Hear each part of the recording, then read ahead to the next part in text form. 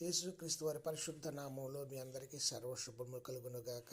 ఆమేన్. 2 కొరింథీయులకు రాసిన పత్రిక 6వ అధ్యాయము 18వ వచనము. మరియు నేను మిమ్మును చేర్చుకొందును, మీకు తండ్రినయుందును, మీరు నాకు కుమారులను కుమార్తెలయుందురని సర్వశక్తి గల ప్రభు చెబుచున్నాడు. ఆమేన్. మన దేవుడు పరిశుద్ధుడు గనుక ఆయన పిల్లలుగా మనం కూడా పరిశుద్ధత కలిగి ఉండాలి అంటున్నాడు.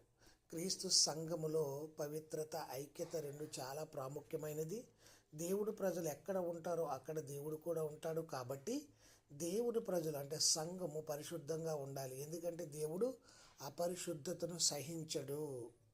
మన పవిత్రగా నిలిచిన ఎడల దేవుడు మనకు తండ్రి ఉంటాడు, మనం ఆయనకు పిల్లలుగా ఉంటాం. ప్రియులరా, పరిశుద్ధత లేకుండా ఎవ్వరూ కూడా పరలోకానికి వెళ్ళలేరు, తండ్రి దగ్గరికి. అందుకే మనం పరిశుద్ధం అవడానికి ప్రభు ఈ లోకానికి వచ్చి రక్తం ద్వారా మనం పరిశుద్ధ